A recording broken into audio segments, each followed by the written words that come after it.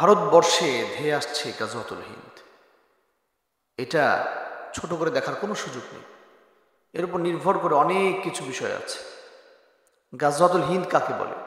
গাজওয়া মানে হলো যুদ্ধ, আর হিন্দ বলতে হচ্ছে হিন্দুস্তান, যে একটি স্থান, জায়গা। এই হিন্দুস্তানের মধ্যে নেপাল, ভুটান, বাংলাদেশ, ভারত, পাকিস্তান, এই সব কিছু মিলে একটা ছিল পাক ভারত আমরা যেটাকে বলি। এই গাজওয়াতুল হিন্দ সংগঠিত হবে হচ্ছে আপনার ভুটান, নেপাল, বাংলাদেশ, পাকিস্তান, ভারত, এই আশপাশের যে রাষ্ট্রগুলো, হিন্দুস্তানের যে রাষ্ট্রগুলো, এখানে গাজওয়া শুরু হবে। এবং এই যুদ্ধের এত ক্ষয়ক্ষতি হবে যা পৃথিবীর ইতিহাসে এমনটি হয়নি।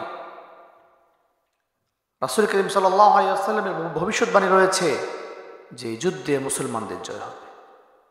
তবে দুঃখের কথা হচ্ছে যে এই যুদ্ধের মধ্যে মুসলমানরা তিনটা ভাগে বিভক্ত হয়ে যাবে। তার মধ্যে একদল তারা পলায়ন করবে, আরেক দল তারা কিছুটা পিছু হটে যাবে, কিন্তু একটি দল তারা পলাবেও না, পিছু হটবে না, কাছ থেকে বিরত থাকবে না, আমরণ তারা যুদ্ধ করে যাবে। এবং এই যুদ্ধের ফলে আল্লাহ তাআলা মুসলমানদের হাতে আবারও এই হিন্দুস্তান দিয়ে দিবেন। রিসেন্টলি সিরিয়া বিজয় হওয়া, মুসলমানদের স্বৈরশাসন এর অবসান ঘটা এবং আসাদ পালিয়ে যাওয়া, এটাও কিন্তু একটা কিয়ামতের আলামত।